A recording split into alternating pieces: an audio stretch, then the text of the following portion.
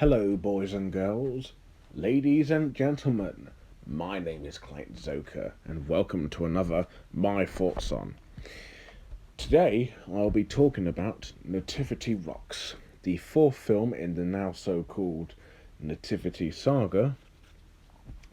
If you don't know what Nativity is, it's this British family film series about this school and the teacher and the teaching assistant trying to get all these kids to do a nativity play and to try and win.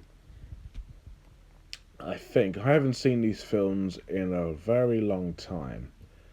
Now, to quickly go over what I think of the other three, the first film started off as like this very, very run of the mill, very average family film. It wasn't particularly funny, but it didn't make me angry or bored necessarily.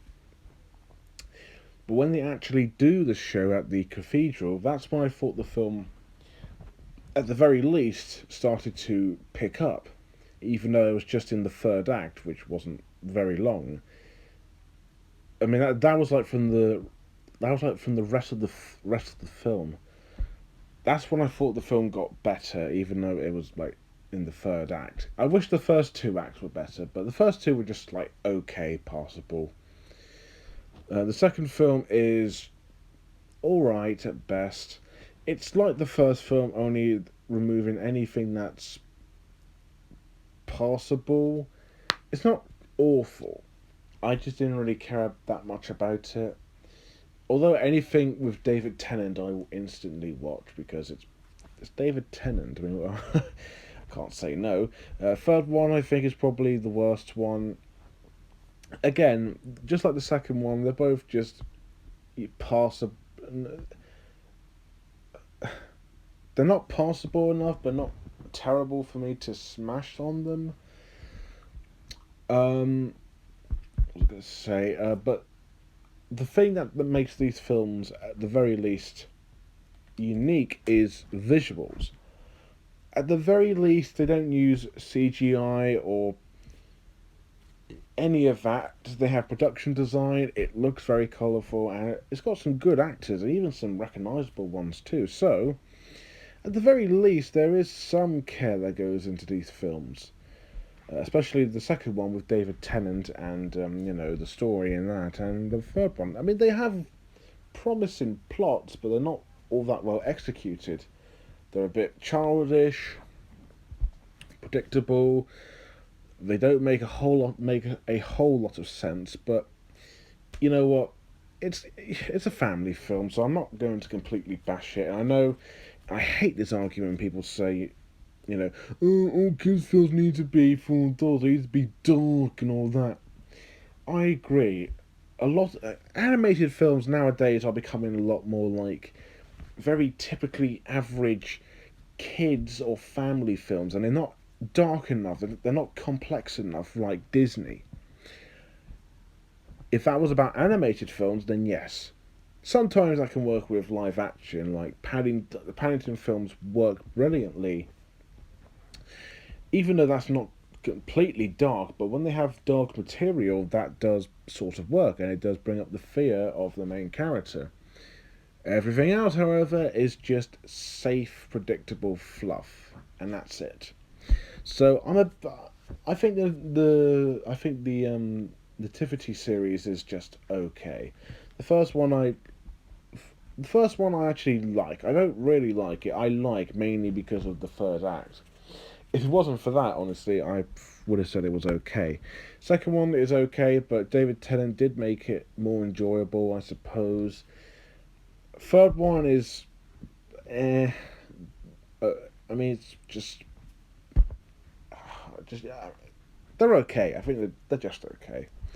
Mr. Poppy is not necessarily all that annoying in my opinion, but he is not that funny. And the acting's good and all, so I just think it's okay. So when I heard there's going to be a fourth one, I groaned. I mean, even I didn't see these films in cinemas. The third film I thought was going to be bad, and this I thought was going to be exactly that. the third film ended up okay. This I thought was going to be like just terrible, like really terrible. Mr. Poppy's not there. Not even all the cast is back. Like these are like new kids, new students. They've moved on. So I thought this is going to crash and burn. So I didn't see the film in cinemas because I thought it looked like shit. It didn't look very funny from the trailers. The trailers made the film look like a very typically bland, run-of-the-mill family film. However, since it did come out on DVD recently, seriously, why is it coming out in November? I mean, I understand why, but I mean, The Grinch came out on DVD this year in March, and that's a Christmas film also. So it's a bit strange. Anyway, so what is Nativity Rocks about? Well, it's about this new teaching assistant named Jerry Poppy, who is the brother of Desmond Poppy. He's trying to find him, but he ends up at the St. Bernadette school, which is where he used to work. And he helps out with the new students at the school and Mr. Johnson, who are trying to get registered and trying to get on stage doing this rock opera for Nativity, which is, at first it sounded a bit cringy, but then I was kind of on board with it. However, there's this other subplot that makes the film actually more interesting than it has any right to be. There's this boy who gets lost from his father, and he joins Mr. Poppy and all the other school students while his dad is out looking for him. And then there's this other kid who Mr. Poppy comes across, whose parents don't really have time for him, and they have to try and get to this cathedral to try and rehearse for the opera. They've got to try and get in it. And there's this very posh, judgmental judge. Let's see what I did there. Who's there to judge the show? Now, from what I said, you think this film was going to be like the other four, with dumb humour, predictable moments, cringe, annoying, preachy stuff. It's going to be like 3, but worse, right? Actually, no. Say what you want, but I think this film actually tries far harder than the other 3. There's the subplot I mentioned about the boy who gets lost. I think his name is Drogo, or something like that. And he meets Mr. Poppy, who has nowhere to go because his brother and Mrs. Bevrin is gone also, and he has nowhere to go. And he looks after this kid along with this other boy whose parents don't have time for him. And I'm not gonna lie, I think the director Debbie Izzard, I think she acknowledged the criticism of the first 3, even though she disagrees with them according to a news article. Here, at least she has somewhat of a understanding of how she can create this story, and it also has a commentary about how everyone should be treated, no matter how different, or even if they're rich or homeless. People should be treated like family. Even if you don't know them too well, they should all have their Christmas wish. And this film, I'm not going to lie, this actually felt more like a nativity film than the other 3. Visually they do, but story-wise, not really. I love the scenes that involve the little kid and the social worker, played by Helen George. And when you see him with Mr. Poppy, when they're both bonding, and they're both very similar in terms of they don't have anywhere to go, they can't find their loved ones. I love stuff like that, and it makes the film quite heartwarming, and it shows that it has a point. And it doesn't try to be controversial, it doesn't try to be cringy. I'll get to that in a minute. It just has a very nice subplot that anyone can relate to. I mean, yeah, you know what happens, but that's not really the point. You want to see how it happens, and it executes it in probably the best way possible. So, and the scenes where you see, when the scenes get heartwarming and sad, the humour stops, the execution stops, even the cringy stuff stops also. Because the writer, the director, everyone put their heart and effort into it, and they show that they care about this film. Although I'll admit the plot that involves the St. Bernadette children team going into the what was I gonna say to try and perform this thing when they're auditioning with the judge, I didn't really care that much about it. I mean, it was watchable at least, but the stuff I really cared about was what happened with. But the stuff I cared about is what happened with Mr. Poppy and the little boy and the dad trying to find the boy, and when he meets this other kid from Oakmore whose parents, what's his name, Barnaby, or something like that. His parents, one of them played by Hugh Dennis, don't have time for him. I thought stuff like that was great, and it shows that, you know, everyone should have their chance. Everyone should make friends. They should have their Christmas wish, and you know, everyone deserves something. Damn it! I really wanted to hate this movie, but I really can't. I can't hate the story. I can't hate its theme. You know, it has heart, and you do care about the kid. I thought he was probably the big highlight of the movie, and the stuff that involved him, I thought was very genuine. Like when you see the caretaker taking him into the home, and when they're introducing him to some other kids, I thought that felt very, very genuine and very, very heartwarming. I thought, why isn't there more of that in this film? And I was right. It gets even better from there, and I won't give too much away. However, despite the big upgrade, there is still a few things that makes this film not quite perfect. It does, I'll give it this, it does have a few legit funny moments, but that's like maybe about 40%. The rest of it, I can't really complain too much. I mean, it's not very funny, but it will make it will make like little kids laugh, I suppose. So yeah. And like I said, the film is very childish and it makes no sense, and you know what's going to happen. But that's not really the whole point. It's just about commentary on homeless people, family as well, and I like its message as well. I thought the film delivered it quite strong, actually. The writing, the directing, um, all of this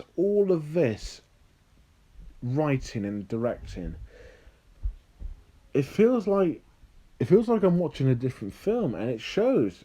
I mean, yeah, they still have some of the flaws, but besides that, I think this is probably the best story to come out of these films, and that's saying a lot. Visuals. Just like the other three, the film still looks pretty good, although I'll admit it's probably the weakest looking film. I mean, it's not awful or anything like that, but it shows that it's not really that appealing. In the third act, that's when the visuals start to pick up, but for the most part, it looks well shot. It does look kind of beautiful at times, and it's nice. I think it's a nice looking. Sorry about that. But yeah, it still does look very nice. It still has that Christmas colour to it, which is very vibrant, and it feels very wonderful. Even the costumes look amazing, for the most part, I suppose. Yeah. It's well shot enough. There's not really much else I could say about it. I mean, all of these films, when they're at the school, when they're at just a normal area, it looks a bit okay. It looks fine, but when they're doing the play, that's when I thought the film got stronger and better, and that's why I thought this is what I wanted to get me in that Christmas spirit, and I did that quite well here, I think. And heck, even with the third act, just like the first film, it visually just captured everything that made Christmas and this film visually great. Never thought I'd say that. The visuals still continue to impress me, even at times it can look a bit just average. characters and acting. There's quite a lot of characters here, but there's only like a couple that's important. Jerry Poppy is good. He can be annoying at times and a bit unfunny, but the whole point of him is what I care about. Him trying to find a family, trying to find the right place, looking after the kid. That's why I thought he got good. That's why I thought he was actually tolerable. And in the end, I thought he was actually not that bad. In the trailers, I thought he was very annoying, but he is a little bit annoying in this film, but only a little. The kid, the kid who's trying to find his dad, is really good in this movie. The little kid who plays the actor who plays him is really good. I thought he was funny. I thought he was sweet. He's the heart of the movie. Same can be said about Mr. Poppy, even though he's more comedic than the kid. Even the father who's in the film, who looks like Eugenio Derbez lookalike, he's also really good, and he also serves a good point in the film. The social worker, played by Helen George, is also nice and sweet, but her point in the film is just to be a love interest for the teacher, Ben Johnson, who's... Well, actually, mainly in these films, it's all about the teachers, but in this one, it's actually about Mr. Poppy, which is a nice change, I think. Mr. Johnson, I think, is likeable and he's very helpful in the movie, but he's not in it for very long. I thought he would have been in it long enough, and there's this whole thing about him in love with Miss Shelley, but it doesn't really go anywhere. But at the same time, it's not really the main focus, so I can't really complain too much. Then you got the villain, who's like this big judge, who's fine. At least he's redemption near the end, and that's not really a spoiler. You know what's going to happen. At least everyone gets the happy ending, which is nice, especially him. The parents of Barnaby's also really good, and he also serves a good point in the film. The parents, at first, they may not seem that nice, but it's because they're busy and they haven't got time for their only child. But then they come to realise that they should spend more time with family and friends than business. I mean, yeah, you got to pay your mortgages and your bills, but it's nice to get together now and then. And then there's the dog Dodger, who I like because it's a dog. Any film that has a dog in it, I will instantly like. So I can thank John Wick for that. The acting, I think, is probably at its best. The guy who plays Jerry Poppy, I think he's really energetic, funny. I think he gets into his role quite well, actually. The guy who plays Johnson is really good. Helen George is really good. The kids are really good, especially Barnaby and Doe.